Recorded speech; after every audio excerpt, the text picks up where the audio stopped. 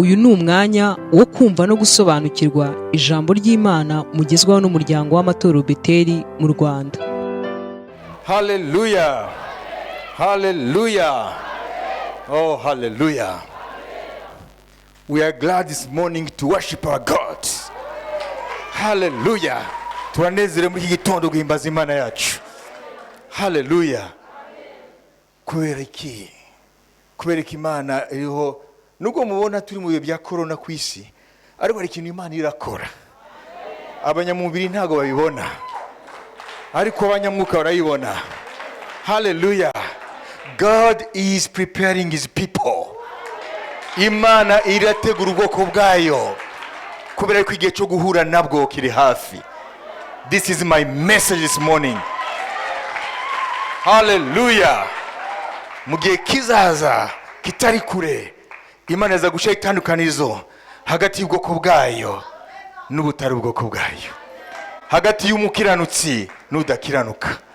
Impaka zigira zirangire, abakinisha agakiza bagira bagaragare, naho ab'Imana yemera yishimira bumva ijambo ryayo. Hallelujah. Bafashe agakiza mu buremere bwako, nabo bari hafi guhishurwa. Ariko mu gihe kiri imbere tutazi icyo ari cyo, Imana igira igaragaze ubwoko bwayo. Muribuka ko hashize imyaka 3,500 Imana yamanutse muri Afrika yacu. Imyaka 3,500 uhereye none. Amen. Nukuvuga ngo 1,500 mbere ya Yesu, Imana yamanutse muri Egiputa, Egypte. Imana ikura Abaheburayo muri kiya gihugu. Hanyuma ikabwira Mose ngo bwira ubwoko ngo babaze mu mateka kuva umuntu ari ku isi, ngo nimba bigeze bumva Imana iza mu gihugu ikavanamo abantu, tari kubiteka narabikoze. Ibyo rero biri hafi kuba. None ntabwo ari muri Egiputa gusa, ntabwo Imana iri bumanuke muri Egiputa gusa, ntabwo iri bumanuke mu gihugu kimwe gusa, ntabwo iri bumanuke muri kontinent imwe gusa, iri bumanuke ku isi yose. Are you ready to meet your God? Uriteguye guhura n'Imana yawe? Uwo ni umuhanuzi Amos akubaza ngo Isirayeli itegure guhura n'Imana yawe. Kini igihe niyo mpamvu ukwiye kumenya yuko turi mu gihe kidasanzwe mu mateka nyoko muntu. Ibyavuzwe n'abahanuzi benshi bigahamirizwa n'umwami biri hafi gusohora. Fata Bibiliya yawe rero. Twahuguwe kare ngo icyama ugakonja cyangwa ukabira. Wabyibise? Parce que tu peux être chaud à 20 degrés. Imana ntiyavuze ngo ukonje cyangwa ushuhe. Ushobora kuba à 20 degrés. Ngo puisse être froid ou bouillant. Icyama ugakonja en dessous de 0. Ugakonja nko muri frigo. Cyangwa ukabira. Nishaka kuba hagati ya 0 na 99. Yashaka ko ubira. Amen. Rya jambo ryo baduguyemo ni jambo ry'ubuhanuzi. Murifate nk'ijambo ry'ubuhanuzi. Fate Bibiliya zacu. Ibya Yohana ibice 22 ku murongo wa 10 kugereza ku murongo wa 16. Kandi arambwira ati, amagambo y'ubuhanuzi bw'iki gitabo ntuyazigame ngo uyagire ubwiru, kuko igihe kiri bugufi. Ukiranirwa agumye akiranirwe, uwanduye mu mutima agumye yandure, umukiranutsi agumye akiranuke, uwera agumye yezwe. Dore ndaza vuba nzanye ingororano, kugira ngo ngororere umuntu wese ibikwiriye ibyo yakoze. Ndi Alpha na Omega, uwa mbere n'uwa nyuma, itangiriro n'iherezo. Hahirwa abamesera ibishura byabo, kugira ngo bemererwe kwegera cya giti cy'ubugingo, kandi banyure mu marembo binjire muri rwa rurembo. Amen. Amen. Umva natangaye kubona amagambo bishop yaduguyemo ari muri ubutumwa buri munsi. Wabyumvise? Nguwezwa uhumanye sibyo? Ni bya bindi extreme gukonja no kubira. Umwami ubwe araguhitishamo ngo cyangwa ugakonja cyangwa ukabira. None hano subiramo aya magambo. Igihe numvaga impuguro navuze ni igitangaza. Imana uyu munsi dushize imbere ya choice, imbere yo guhitamo. Kandi arambwira ati amagambo y'ubuhanuzi bw'iki gitabo ntuyazigame ngo yagire ubwiru, kuko igihe kiri bugufi. Ukiranirwa agumye akiranirwe. Ukiranirwa agume akiranirwe. Ngo uri mu byaha akomeze agire gute? Yispecialize muri byo. Uri mu byaha nashishikare niko avuga. Uwanduye mu mutima agumye yandure. Uwanduye mu mutima agume yandure. Uwo ni Imana ibivuga. Hanyuma ikinyuranyo, umukiranutsi agumye akiranuke. Ngo umukiranutsi agume akiranuke. Ntajye kwigana ubwinshi bw'abariho barakiranirwa, bariho barandura. Ngo we nashishikare iyo nzira yo gukiranuka. Uwera agumye yezwe. Uwera agume yezwe. Kuyihe mpamvu? Dore ndaza vuba. Dore ndaza vuba. Nzanye ingororano kugira ngo ngororere umuntu wese bikwiriye ibyo yakoze. Amen. Nubwo mbere twasomye kuva ku murongo wa 10 kuza kuri 16, ariko mufata ayo magambo. Ukiranirwa akomeze akiranirwe. Wabizi? Uri mu byaha akomeze abijyemo. Ariko arico akwiye kumenya. Uhumanye nawe, uko ibihumanya ntibibuze, nibyo byinshi. Akomeze ahumanye. N'umukiranutsi akomeze akiranuke. N'uwezwa akomeze yezwe. Bombi bamenye iki? Dore ndaza vuba. Nzanye ingororano. Uriya akiranirwa akabishiramo umwete mu byaha bye. Uriya ahumanye akashira umwete mu guhumana kwe, nawe mufitiye ingororano. N'umukiranutsi akomeza gukiranuka, uwezwa agakomeza kwezwa, nawe mufitiye ingororano. Kuko Yesu niwe mucamanza w'abazima n'abapfuye. Ntabwo uzamucika.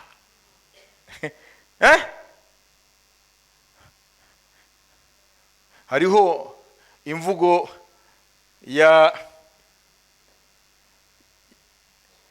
y'abayobora intambara mu mateka atandukanye, akabwira abantu be nimba ari umuntu wenda wari mukuru muri barwana nabo yacitse, akavuga ngo je le veux vivant ou mort. Yavuze gutyo gitangaza ngo ndamushaka muzima cyangwa yapfuye. Nana nashaka kuvuga ngo umwami uba muzima uba warapfuye nta uzamucikira.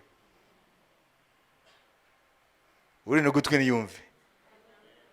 Uba muzima uba warapfuye ntaho uzamucikira. Reka mukanye gato mbere ikintu gikomeye mukwiye gutahana uyu munsi. Turashaka kureba mu minsi ya nyuma y'umukozi w'Imana Samweli.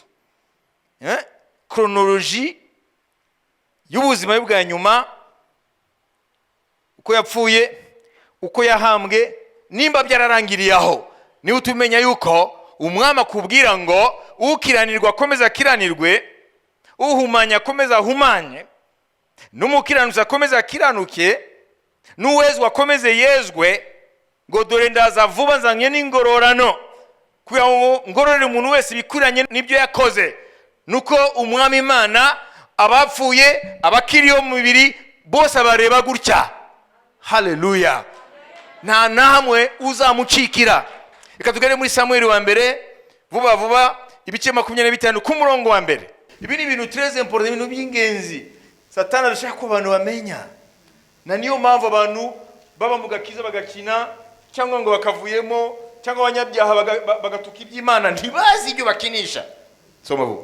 Bukeye Samweli arapfa, Abisirayeli bose baraterana baramuririra, bamuhamba mu nzu ye i Rama. Stop. Mwumvise? Samweli agira gute? Arapfa, bamuhamba i Rama, kuko yaratuye Rama. Abo twashinguye ejo hashize mungiye kubabona muri quartier, mungiye kubabona abatazi Imana bazi ko byarangiye ibyabo, siko bimeze. Samweli yapfuye, twabibonye, nitwe twamushinguye i Rama.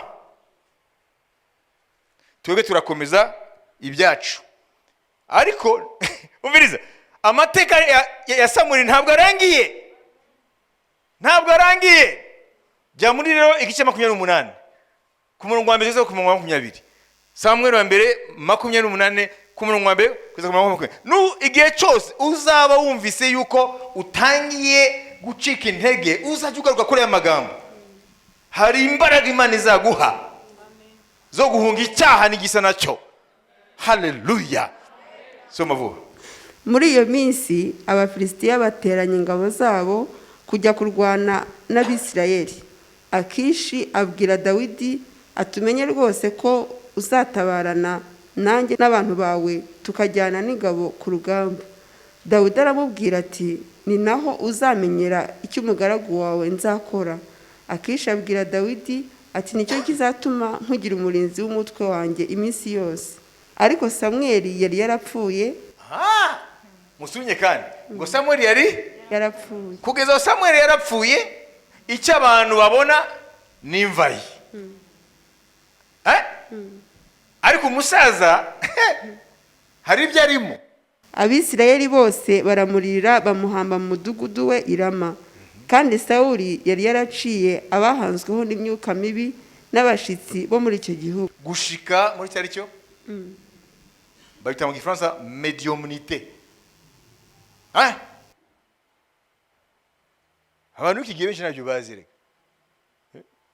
Bajya gushaka gusaza za Nyamirambo naye twafeye. Ngo twafeye to gutsinda umupira nitwo gucuruza neza. Nta bindi bazi. Ndaza kubereka ibyo ari byo Imana ibivuga igicungura Abisirayeli. Amagambo ya mbere yababwiye ngo mbere ko mukandagira muri kiya gihugu, nashaka kubabwira ibyo mukwiye kwirinda kirazira, kuko ni bimwe mu byatumye bari abantu barimbura imbere yanyu. Muri ibyo yababwiye Imana hari ikintu yababujije turibonera. Komeza. Bukeye Abafilisitiya baraterana baraza bagerereza i Shunemu. Sawuli nawe ateranya Abisirayeli bose bagerereza i Gilibowa. Sawuli arabutswe ingabo z'Abafilisitiya aratinya, umutima we urakuka cyane. Sawuli aherako agisha Uwiteka inama. Uwiteka ntiyagira icyo amusubiza, haba mu nzozi, haba na Urimu, haba n'abahanuzi, kuko yari yararetse Imana mu gihe cy'umuhanuzi Samweli. Sawuli yari yararetse Imana, yarateye Imana umugongo. Sawuli aherako abwira abagaragu be ati nimunshakire umushitsikazi njye kumushikisha. Bagende bamushakire umuntu afite umurimo wo gushika imyuka y'abapfuye, guhamagara abazimu kugira ngo bamurebere ibirimbiraho. Abagaragu be baramusubiza bati hariho umushitsikazi kuri Endori. Nuko Sawuli ariyoberanya, yambara indi myambaro, ajyana n'abagabo babiri bajya kuri uwo mushitsikazi nijoro. Kubera ikiyobanije ngo batamumenya, nuko mugihe yari akigenderera mu nama za Samweli yari yararimbuye abashitsi bose abo bakora umurimo wo gushika imyuka y'abapfuye, abazimu, kugira ngo bavuge ibizaba. Yari yarabarimbuye kuko byangwa n'Imana. None rero ko yataye Imana, nta udafunda imitwe yataye Imana. Murabyumva? Nta mukristo afunda imitwe. Imitwe ifungwa n'abariya batazi Imana. Niyo mpamvu Paulo yabwiye Timote keep your head. umukristo mu mutwe w'igihe cyose uri ku bitugu bye wanze amaso Uwiteka Nyiringabo. Haleluya. Nimba upfunda imitwe ntabwo uri umukristo wowe. Babibizi nta muntu azi Imana apfunda imitwe. Azi ko Imana is in control buri kintu cyose. Maze Sawuli aramubwira ati ndakwinginze nshikishiriza umwuka uguhanzeho unzurire uwo nkubwira. Uwo mugore aramusubiza ati mbese ntuzi icyo Sawuli yakoze? Ni bande bakurikira? Uko yarimbuye abahanzweho n'imyuka mibi n'abashitsi akabaca mu gihugu, niki gitumye utega ubugingo bwanjye umutego kugira ngo unyicishe? Sawuli amurahira Uwiteka ati nkurahiye Uwiteka uhoraho icyo cyo ntuzagihanirwa. Uwo mugore aramubaza ati nkuzurire nde? Nawe ati nzurira Samweli. Ariko uwo mugore abonye Samweli atera hejuru n'ijwi rirenga abaza Sawuli ati umbeshyeye iki kandi ari wowe Sawuli? Umwami aramusubiza akiraho mbere ntabwo yamenye ko ari Sawuli kuko za power zari zitaraza, wa mwuka umuhanzeho esprit de médiumnité yarita itaraza. Imaze kuza ntabwo aba ari we, yinjira muri yo sire y'abadayimoni agahita abona ari kuzimu uwo yagiye guhamagara. Ndaza kubibabwira neza. Abibonye kuko atakiri we amenya ko uwaje imbere yo gushikisha uriya ni Sawuli we. Umwami aramusubiza ati humura mbwira icyo ubonye. Umugore ati mbonye. Rero ndahakunda cyane ngo abonye iki? Mbonye Imana izamuka ibikuzimu. Ngo abonye Imana izamuka. Iyo Mana rero muza kuyumva hano. Sawuli aza kumubaza ngo none ngo asa gute? Sawuli aramubaza ati arasate? Nawe ati ni umusaza uzamutse. Imana ni umusaza? Mbonye Imana ni izamutse. Ngo asate ngo ni umusaza. Mumva ari Imana? Ari Imana ni Imana nyamana? Mwaza kumva iyo umuntu apfuye ko bigenda? Wewe unacheza huko na huko. Sikia hizi habari hizi. Ukikufa kesho ama leo, haya mambo utayajua. Pana kukinisha. Ntabwo Yesu yaje gupfa kubusa. Hari ikintu gikomeye cyamuzanye. Haleluya. Flora komeza. Ni umusaza uzamutse kandi yiteye igishura. Sawuli amenya ko ari Samweli, arunama yubika amaso ye aramuramya. Nuko Samweli abaza Sawuli ati niki gitumye nkubaganira ukarinda kunzamura? Ukarinda kunzamura. Sawuli aramusubiza ati nihebye kuko abafilisitiya bandwanya kandi Imana ikaba yarantaye itakigira ikinsubiza ari mu bahanuzi cyangwa mu nzozi. Nicyo cyatumye guhamagara ngo usobanurire icyo nkwiriye gukora. Samweli aravuga ati ubimbarije iki ubwo Uwiteka yakuretse agahinduka umwanzi wawe? Uwiteka ubwe yagenje nk'uko yabivugiye muri jye. Uwiteka yaguciye ku ngoma ayiha umuturanyi wawe Dawidi, kuko utumviye Uwiteka kandi ntusohoze uburakari bwe bukomeye ku bamaleki. Nicyo gitumye Uwiteka ubu ngubu akugenza atyo. Ndetse Uwiteka azaguhana n'Abisirayeli mu Bafilisitiya, kandi ejo wowe n'abahungu bawe muzansanga. Uwiteka agiye guhana ingabo za Isirayeli mu Bafilisitiya. Amen. Wabyumvise? Reka tuve kwanza impamvu Imana yabujije uwo mwuga wa mediumnité, wa medium, w'abashitsi bashika imyuka y'abapfuye. Hariya mu Gutera kwa 2:18 umurongo w'9 tugeze ku murongo wa 14. Ibi byose ni ukugira tugiye mu byanditswe byera kugira ngo utahure iby'Imana yavuze. Numara kugera mu gihugu Uwiteka Imana yawe iguha, ntuzige gukurikiza ibizira bikorwa n'ayo mahanga. Muri mwe ntihazaboneke ucisha umuhungu we cyangwa umukobwa we mu muriro, cyangwa ukora iby'ubupfumu, cyangwa uragurisha ibicu, cyangwa umupfumu, cyangwa umurozi, cyangwa umwambuzi, cyangwa ushikisha. Ushikisha. Wabivuze? Cyangwa uragurira abantu ibizababaho, cyangwa umushitsi, kuko ukora ibyo wese ari ikizira Uwiteka yanga urunuka, kandi ibyo bizira nibyo bitumye Uwiteka Imana yawe izirukana ayo mahanga imbere yawe. Utungane rwose ku Uwiteka Imana yawe, kuko ayo mahanga uzahindura yumvira abaragurisha ibicu n'abapfumu, ariko wehoho Uwiteka Imana yawe ntigukundira kugenza utyo. Mu by'Imana yabujije Abisirayeli ubwo bwoko imaze gucungura ivana muri Egiputa, harimo ubushitsi, gushika imyuka y'abapfuye abanyarwanda bita abazimu, kugira ngo bakubwire ibizaba. Mwumvise ko ari icyaha Imana yabujije? Kubera ko uyu mwuga ni umwuga uri ku isi kuva aho umuntu yaguye mu cyaha akava mu bwiza bw'Imana, Imana ikamureka kuko yaretse Imana, yahise agwa munsi y'igitugu cya Satani, none agatangira kuba mu bwoba, ubwoba bw'umubaho, ubwoba bw'ibyejo, bigatuma rero ashakisha iyindi soko yasimbura akamaro Imana yari imumariye. Aho niho rero ahita yerekeza kuri abo bashitsi rero, le medium, bari hagati y'abazima n'abapfuye, kugira ngo bamubwire iby'Imana yakamubwiye.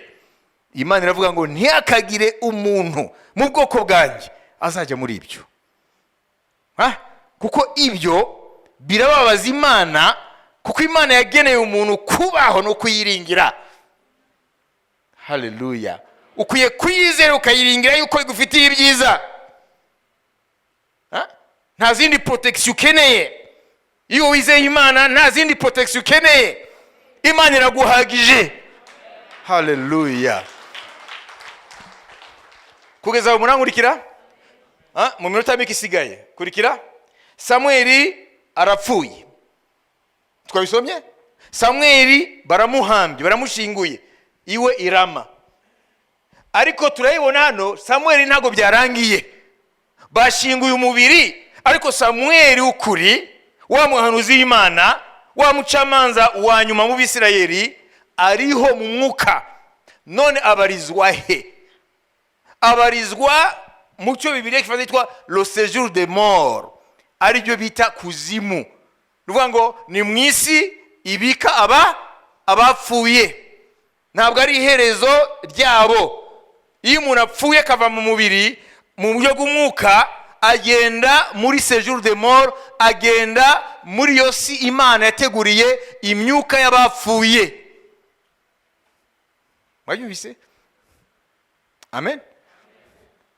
None agiye gushikisha Samweli, mwabonye yuko Samweli akizamuka mu buryo bw'umwuka mu isi y'abapfuye. Turaza no kumva impamvu Samweli, umukozi w'Imana, umupfumukazi, umushitsi, akamugiraho power yo kumuhamagara. Turaza kubibona. Haleluya! Haleluya! N'impamvu uyu munsi badashobora kudushika twebwe dupfuye. Noneho Samweli, uriya mushitsikazi amubonye, uriya medium, aragira ubwoba, kuko mubo yasanze ashika, mubo yasanze azamura, nibo bwa mbere abona umuntu nk'uwo. Guheraho yavuze ngo ndabona Imana. Ariko ntabwo ari Imana tuvuga, ni Samweli. Nuvuga ngo umuntu nyuma y'urupfu asa n'uwo yakoreye. Nimba warakoreye Satani uzasa nawe, nimba warakoreye Imana nzima uzasa nayo. None iyindi revelation ngo asate, mwumvise? Wa mushitsikazi amuvuga uko yari ameze mu bantu, uko bari bamuzi mu bantu, uko Sawuli yari amuzi. Avuga ati kuko iyo biguma ngo ndabona Imana izamuka, Sawuli ntiyari kumenya uwo ari we. Ariko Imana rero ati rero reka agaragare uko mu isi yavuye bamuzi. Imana ihabwa icyubahiro. Nanjye ndamutse mfuye, hanyuma Imana ikabereka uwo ndiwe. Haleluya! Iraza kubereka ishusho yanjye mu buryo bw'umwuka nyuma y'urupfu rwanjye, ariko ngo mumenye ko ari jewe irahita inzana nambaye gutya kugira ngo mumenye ngo niwe. Piga amagovi kwa Bwana Yesu. None kugira ngo twihute, Samweli aramubwira ati ni kuki uje kunderanja. Sawuli aramubwira ati kubera ko Imana yandetse bafise bandeta. None Samweli aramubwira ngo Uwiteka yakuretse kubera ibyaha wakoze, kandi nkiri mu isi naraguhanuriye yuko ubwami bwawe buhawe undi Dawidi. Hanyuma ahita rero arangiza n'ubuhanuzi burangiza Sawuli. Aramubwira ati ahubwo uzirinde inkuru muri yo ntambara nyine, uraza gupfa n'abana bawe batatu muransangaho ndi. Hehe, kuzimu, séjour de mort, mu isi y'abapfuye. Reka turebe ko byabaye vuba vuba. Samweli wa mbere 31 ku murongo wa mbere kugeza ku murongo wa gatatu. Nuko Abafilisitiya barwana n'Abisirayeli, Abisirayeli barabahunga ariko bicirwa ku musozi w'i Gilibowa bagwaho. Murongo wa kabiri, Abafilisitiya basatira Sawuli n'abahungu be, bica Yonatani wa undi yari inshuti ya Dawidi, baramwica. na Abinadabu Umuhungu wa kabiri Abinadabu na Malikishuwa mu wa gatatu bene Sawuli. Urugamba rurakomeza, hasigaye Sawuli rero. Urugamba rwibasira Sawuli cyane, abarashi bamugeraho bamukura umutima cyane. Sawuli niko kubwira umutwaje intwaro ati kura inkota yawe uyisogote, bariya batakebwe bataza kusogota bakankoza isoni. Ariko umutwaje intwaro aranga kuko yatinye cyane. Nicyo cyatumye Sawuli yenda inkota ye ayishitaho. Umutwaje intwaro abonye ko Sawuli apfuye, nawe yishita kuye nkota bagwa hamwe. Okay, Samweli yamubwiye iki? Ngo wowe n'abahungu bawe muransangaho ndi. Nibyasohoye? Nuvuga ngo rero umuntu mbere y'uko apfa n'inyuma y'uko apfa ni wa wundi nyine. Nk'uko yakoreye Imana ari mu mubiri atarapfa, niko nayikoreye yaramaze gupfa. Umuntu rero ntabwo ari imibiri twambaye, iradushuka. Wabibise? None rero ko Samweli twabonye chronologiquement uko ibintu byakurikiranye, yarapfuye ahambwirama, ariko twabonye noneho aho abarizwa ari kuzimu, aho abapfuye bose bari. Icyo navuga amagambo make niki, kubera iki Samweli yakiranukiye Imana n'abandi bagaragu b'Imana bose bapfuye mu izano rya kera mbere yuko Yesu aza, bose bari kuzimu. Abanyabyaha bari kuzimu n'abakiranutsi bari kuzimu, ariko nta mudayimoni ubegera. Abazimu bandi babonera kure kuko basa n'Imana.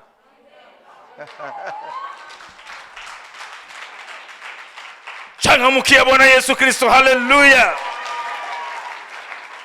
Abazimu bandi basa n'umwijima, imyuka y'abapfuye mu Mana, abakiranutsi b'Imana nubwo bari kuzimu bo basa n'Imana. Nuvuga ngo bari standby, bategereje uwo bakoreye ko afite isezerano yuko batazahera kuzimu. Petero wa mbere ibice 3 umurongo wa 18 kugeza kuri 21. Petero wa mbere ibice 3 18 21. Wenda ahandi ndavuga gusa niruka aho hasome kuko na hantu tukiye kumvikana aho twese. Bwana Yesu asifiwe. Amen. Nami ugitangaza. Amen. Yarakoze imirimo ihambaye. Amen. Kuko na Kristo yababarijwe ibyaha by'abantu rimwe, umukiranutsi ababarizwa abakiranirwa, kugira ngo atuyobore ku Mana amaze kwicwa mu buryo bw'umubiri. Murumva? Yesu ku musaraba bishe umubiri, hanyuma bikarangira. Soma wari. Ariko ahinduwe muzima mu buryo bw'umwuka.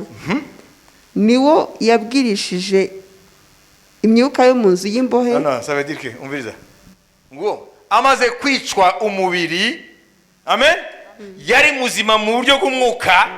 Ni muri uwo mwuka nyine kuvuga ngo Jésus esprit. Nuvuga ngo nk'uko umuntu apfa, none umwuka we ukagenda muri ya nzira kugeza ikuzimu, nawe niko byagenze, yageze ikuzimu nk'uko abapfuye bose bajyayo. niwo yabwirishije imyuka yo mu nzu y'imbohe, ya yindi itumviraga Imana kera, ubwo kwihangana kwayo kwategerezaga mu minsi ya Nowa inkuge ikibazwa. Muri yo bake bararokotse, ndetse n'8 bakishijwe n'amazi. Umviriza, Yesu yishwe umubiri mu buryo bw'umwuka, agenda mu isi y'abapfuye, aho imyuka y'abapfuye kuva mu gihe cya Nowa yari ihari. Ngo ageze hariya avuga ubutumwa bufunga burundu inzira y'ikuzimu ku bamwizera. Il a condamné le séjour des morts. Nuvuga ngo hariya hazaza gusa bavumwe, babandi yavuze ngo ukiranirwa akomeza akiranirwe, uhumanya akomeza ahumanye. Abo nibo bazakomeza kuza ikuzimu, kandi kuzimu ngo ntihahaga, ntago haba sur peuple. Hanyuma abanjye uhereye none iyi nzira ndayifunga, ntago bazongera kugana hano ikuzimu. Ikimenyamenye nuko Samweli ngwino, Abrahamu ngwino, Elisha ngwino, abahanuzi bose muze, barazamuka n'umwami Yesu Kristo. Avana ikuzimu intwari zo kwizera, mu buryo abaturage b'i Yerusalemu babonye abera bagendagenda. Guhera icyo gihe nta mukiranutsi yongera kujya kuzimu gutegereza. Yesu yafunguye inzira ya paradizo. Uyu munsi rero abashitsi rero ntabwo bagifite ikibazo, kuko iyo bagiye kuzimu basanga bose nabo gushikwa nyine, kuko nabasa n'Imana bakijyayo, ba Samweli ntibakijyayo. Haleluya! Iyo ni revelation ikomeye cyane. Niyo mpamvu nshaka kukubwira, Abaheburayo 2 baratubwira ngo mbere yuko Yesu amanuka ikuzimu, ngo Satani niwe yari afite ubutware bw'ikuzimu. Yari afite ubutware bw'urupfu n'ubutware bw'ikuzimu. Iyo Yesu yavuze mu byahishe Yohana igice cya mbere ngo nari narapfuye mpora ndi muzima iteka ryose, ngo nijye mfite imfunguzo z'urupfu n'iz'ikuzimu. Imfunguzo ni symbole ya autorite. Vango ni jewe mfite autorite, ni jewe mfite ubushobozi, ni jewe mfite imbaraga ku rupfu. Uwo nashatse kwapfa ntapfa. Bene data, reka mbabwire, igihe habaga ubwicanya aho bita Bataclan hari i Paris, ibyihebe bikarasa abantu, bari mu giteramo, bisohotse hanze hari abadamu 2 bari kuri terrasse hafi aho, ngo amugezeho imbunda imaze kurasa abandi icyuzuye amasasu, ararekura amasasu ntiyavamo. Kugeza ubu ni mystère. Niyo mpamvu ngo c'est moi qui tiens les clés de la mort, nijye mfite imfunguzo z'urupfu. Haleluya! N'iz'ikuzimu. Bivuga iki rero? Bivuga ngo mu Baheburayo ibice 2 ngo Satani, ngo Yesu yambaye inyama n'amaraso ngo amere nk'abana bene Adamu, aje gutabara abone uko apfa nk'uko natwe dupfa, ngo hanyuma urupfu rwe aruhindurusha ubusa katargeho, ahindura ubusa wari ufite ubushobozi ku rupfu ari we Satani. Iyo wegeranije ayo magambo uhita ubona ingundura yabaye ikuzimu, ko Yesu ahageze ikuzimu habaye akavuyo. Sauve qui peut. Umwe wese akizwa n'amaguru, kiretse ba Samweli kuko baramumenye. Haleluya! Hanyuma biravuga ngo Yesu yahise yambura Satani imfunguzo z'urupfu, ubutware ku rupfu n'ubutware ikuzimu. Uyu munsi rero ufite ubutware kuzimu ni Yesu Kristo. Ufite ubutware ku rupfu ni Yesu Kristo. Yaba urupfu rwa mbere n'urupfu rwa kabiri. Imana ihabwa icyubahiro. Imana ihabwa icyubahiro. Imana ihabwa icyubahiro. Nubwo dupfa mu buryo bw'umubiri nk'abandi bose, haleluya, nuko ni ngombwa yuko turangije urugendo rwacu tuva muri uyu mubiri, ariko nabishatse twagumaho, kuko niwe afite imfunguzo z'urupfu n'izikuzimu. Ikigutangaza nuko yigeze kubwira Petero amaze guhanurirwa na Yesu ukuntu azapfira umwami bamucuritse, hanyuma Petero abaza ngo se uyu jene we bizagenda gute? Avuga ngo Yohana we bizagenda gute? Aravuga ngo nishaka ko agumaho kwezi igihe zagarukiyeho bigutwaye iki? Wowe kwenda ucape kazi tu. None ntago batangaje kubona Yohana niwe ntumwa yageze mu zabukuru. Yesu nafite ubushobozi ku rupfu. Nashaka yukuva hano ku myaka 100 nubwo barara gute, nubwo bagenda bagateka inkono n'ibyatsi byo mu nyungwe n'ibyo hehe bakavuguta n'ibiki byose ntibaza gukuraho hano. Nubwo bagenda bagapanga bakagenda bapfumu bahijya no hino ntago baza gushobora, kubera ko ni Yesu afite ifunguro z'urupfu n'izikuzimu.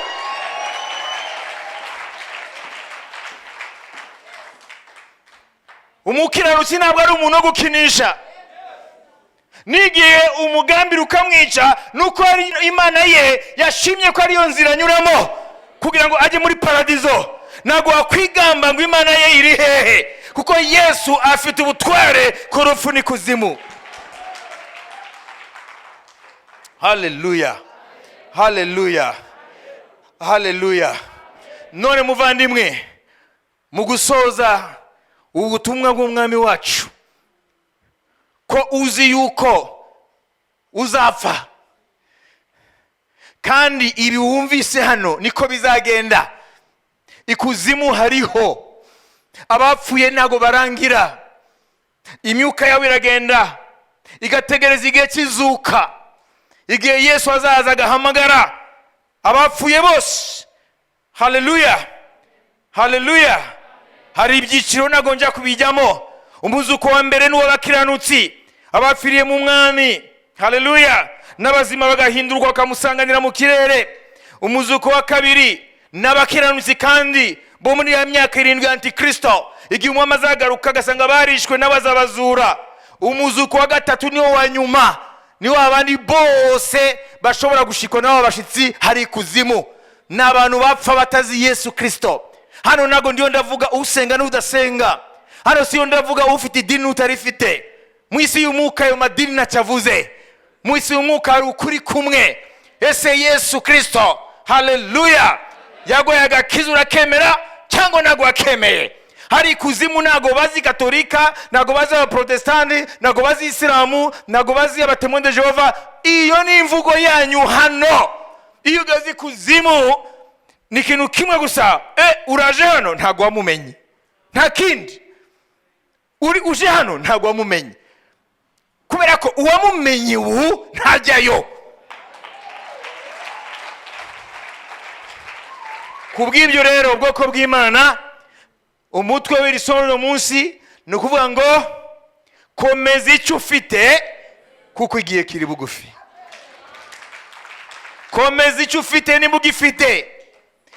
Icyo mvuga ukomeza ni agakiza, ni agakiza. Agakiza na kukuri. Yesu yaraje kudukiza, yaje kudukiza imbaraga z'urupfu n'izikuzimu.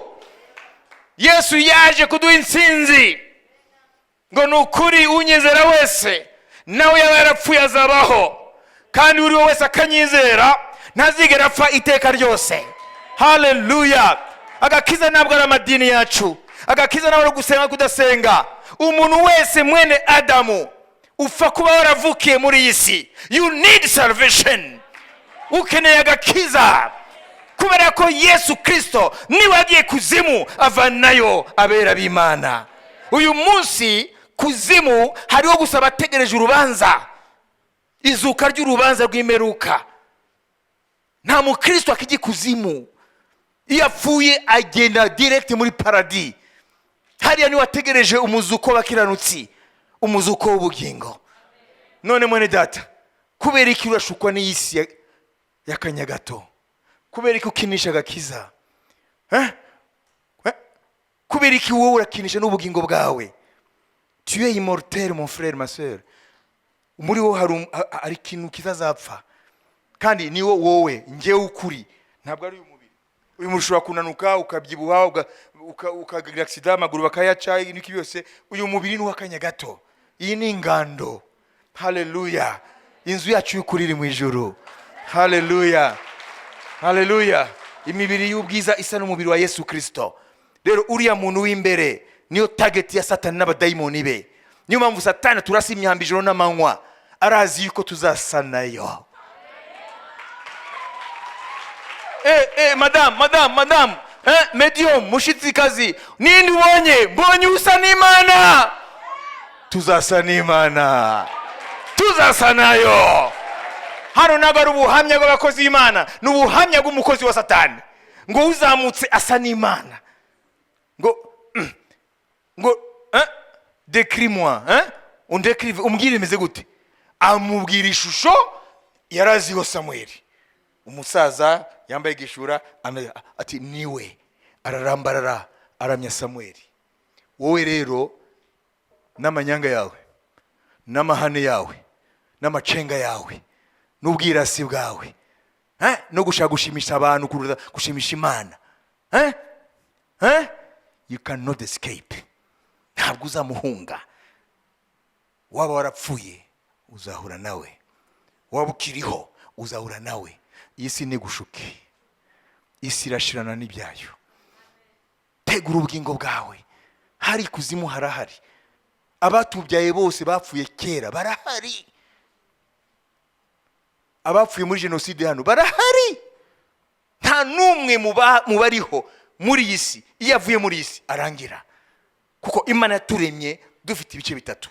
Hari umwuka, ubugingo, byo bibiri ibyiteka ryose. N'uyu mubiri rushira. Iyo umuntu apfuye rero ava muri umubiri areba abona hagiye. None ikibabaje ndarangije nuko abantu bitwarika cyane kimwe cya gatatu kibagize ari umubiri w'inyama n'amaraso. Kagenda hariya muri salon pya Imana ikabareba. Sasa uri ndani sasa kwa nini amucanuriye yeye? Kuko utamuzana muri salon y'amaraso ya Yesu.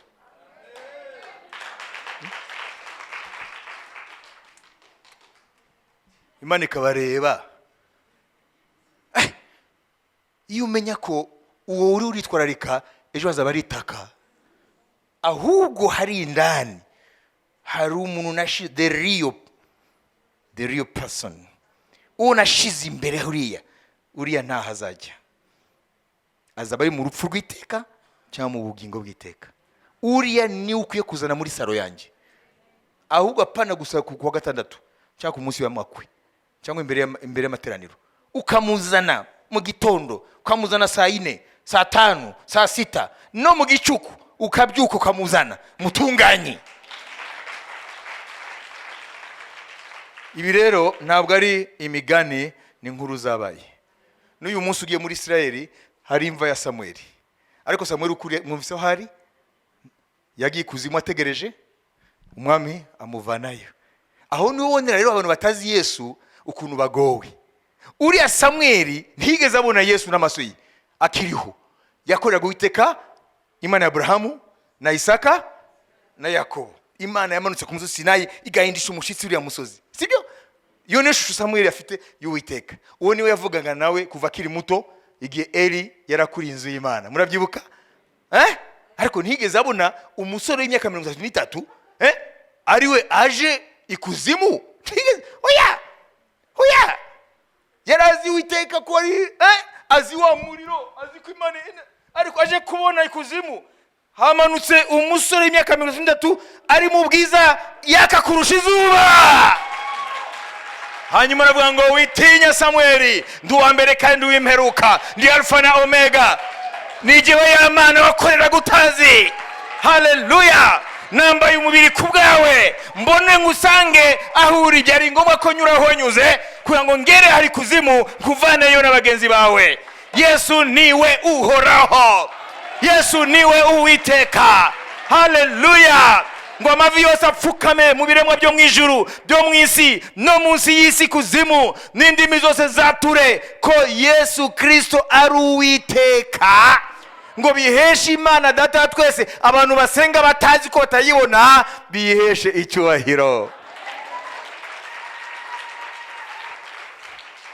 Ndarangije. Yesu yavuze ngo, abwira abayuda n'umubabaro, arabwira ngo ntawuzi Data atari umwana yamuhishuriye, kandi ngo Data yashatse ko bose bubaha umwana nk'uko bubaha se.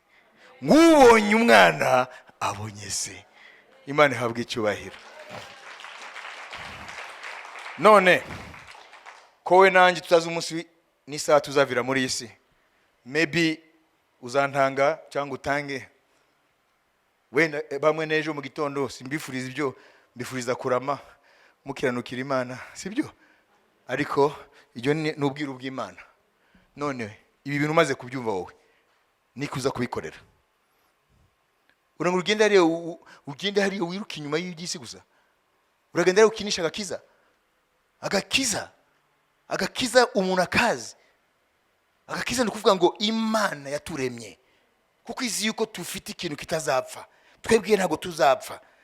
Byatumye iza muri iyi si yacu ireka ubwiza bwayo. Ira mwana wa marayika hariye ntacyo yari ikeneye. Yambara umubiri, yita izina Yesu w'i Nazareti. Iremera gupfa ku musaraba, bica umubiri. Ntago bishe Kristo, bishe umubiri wa Yesu. Ariko Kristo we ni mwuka. Haleluya. Hanyuma amanuka ikuzimu kugira ngo akonane kuzimu ko nta wera azona kujyayo. Avanayo abari bamutegereje mu isezerano rya kera, kugira ngo abinjize muri paradizo. Igihe nikigera kandi ababwiye ko kiri bugufi. Haleluya. Imyuka y'abakiranutsi muri paradizo izamanukana nawe. Haleluya. Kugira ngo ihure, haleluya, n'imibiri yabo. Noneho nubwo yabarahiye yaragize gute, bongere kandi babe butatu nkuko Imana ari butatu. Bongere bahure umubiri, umwuka, ubugingo n'imibiri yabo, yongere iteranywe. Imana yihamagare. Haleluya. Kugira ngo bongere bahagarare bari tripartite, noneho bari mu mibiri itazigira ipfa. Icyo nicyo bisobanura agakiza. Yadukijije iki? Iyo tuvuze ngo dukijije ibyaha, bamwe ntibumva uburemere bwabyo. Yadukijije hariya twari kujya. Wabyumvise? Kandi si iherezo. Tukazavanayo, tukava hariya tujugwa mu rutasima. Icyo nicyo agakiza. Yarangije ngo hariya Samweli yari ategereje Yesu, sinzageyo. Ubugingo bwanjye ntibuzajye hariya. C'est ça le salut. Ako niko gakiza. Haleluya. Nta muntu afite uburenganzira bwo kugukinishira agakiza. Agakiza n'ubugingo bwawe. Nikagugwa amafaranga n'amazahabu yo kwisi n'amadiyama, nta na kimwe ushobora kugurana agakiza. N'agakiza ku bugingo bwawe. Niyo mpamvu Yesu avuga ngo nubwo baba bene wanyu bakashaka kukuvangira ku gakiza, no, y a pas de compromis. Haleluya. Haleluya. Korera ibyiza abantu bose, ariko ntibarenga karimi ngo bakore ku gakiza kawe, kuko ntabwo bashobora gucungura ubugingo bwawe nibo ugihariye ahantu. Papa we ntiyabishobora, umukunzi wawe ntiyabishobora, nta n'umwe yabishobora, ni Yesu wabishoboye.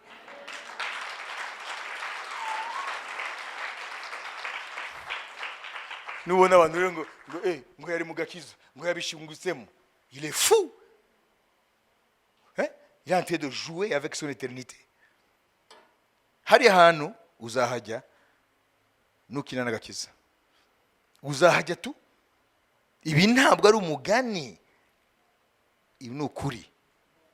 N'abapfuye umunsi batazi Yesu, ahantu Samweli yari bahabonye, biho bari barategereje. Abakristo bapfuye umunsi bafite agakiza ntibagiye hariya, bari muri paradizo, nabo barategereje.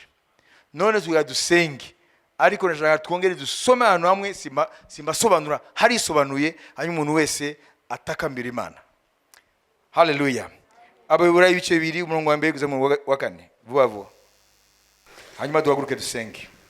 Nicyo gituma dukwiriye kurushaho kugira umwete wo kwita ku byo twumvise, kugira ngo tudatembanwa tukabivamo. Mbese ubwo ijambo ryavugiwe mu kanwa k'abamarayika ryakomeye, kandi ibicumuro byose no kutaryumvira bikiturwa ingaruka ibikwiriye, twebweho tuzarokoka dute nitwirengagiza agakiza gakomeye gatyo? Nitwirengagiza agakiza gakomeye gatyo. Nimumvise ko gakomeye? Mumvise aho kavuye? Karakomeye. Ngo nitugakinisha tuzahura n'ishyano. Kabanje kuvugwa n'umwami wacu, natwe tukagahamirizwa n'abamwumvise, Imana ifatanyije nabo guhamya, ihamirisha ibimenyetso n'ibitangaza n'imirimo ikomeye y'uburyo bwinshi n'impano z'Umwuka Wera zagabwe nk'uko yabishatse. Amen. Aya magambo uyatekerezeho. Ntukinisha agakiza kangana gatyo. Amen. Haleluya. Hanyuma deseri rero ni verse imwe, hanyuma duhaguruke. Deseri. Deseri nibyo yuko byo kurangiza. Yohana 3:11. Verse imwe gusa. Ndaza vuba, komeza ibyo ufite, hatagira ugutwara ikamba ryawe. Amen. Reka rija mu turisubire hanyuma dusenge. Soma hanyuma dusubiremo. Ndaza vuba. Ndaza vuba. Komeza ibyo ufite. Komeza ibyo ufite. Hatagira ugutwara ikamba ryawe. Hatagira ugutwara. Amen. Amen. Amen. Amen. Amen. Uwo nugifite. Ushobora kuba wari ufite ejo, ariko Satani yarakuriganije aratwara agakiza kawe. Uyu munsi uracyari muri isi y'abazima. Ushobora kandi kwakira ku mwami icyo bakwibye. Amen. Ariko ngo twebwe dufite agakiza, ngo twagire gute? Tugakomereho. Amen. Contre vents et marées. Tugakomereho. Amen. Uzaye nkinishe kubindi apana gakiza, kuko ndazi icyo yankijije. Oh, haleluya. Iyo nekereje ibi bintu bya Samweli, sizi ko umwami namukunda, numva mukunda mu buryo budahagije. Amen. Nyuma baba ndi muyandi mbogi swali baririmbye ngo kama si wewe Yesu ningekuwa wapi leo. Iyo Yesu atakora biri, twese twari gushira kuzimu. Bakazajya badu bagira ute? Ibaze vraiment. Bakuzamura bakumanura. Murazi kumara imyaka 2000 bakuzamura bakumanura. Ariko Imana yadukijije. Nta muntu azigeza azamura roho yanjye. Amen. Umushitsi ntafite ubushobozi. Kandi bimbabwira bimaze ngo ni bya kera. Ni ibintu n'umunsi birahari. Hano bita les vaudou, bakora vaudou. Cyane cyane bireze muri Afrika y'Uburengerazuba no mu bigwa bya Karayibe na hehe, ko nabirabure bavuye muri Afrika mu bucakara. Hariya baragenda kumva bagahamagara abantu, bagafata ama esprit yabo. Hari uburyo bwinshi, hari n'igihe baba bitwa ko bapfuye ko batapfuye, bakabakura kugira ngo babahingishe ibisheke n'ibindi byose. Ariko hano rero ntabwo ari kuzura imibiri, ubwo bushobozi ni Yesu bufite, ahubwo nuhamagara iki? Imyuka yabo. Mwe abiwanyu bariho bararya ibishyimbo n'ibiki byose, kumbe wowe hariya bariho barakuzamura bakumanura. Ibyo si byagora? Tuhaguruke.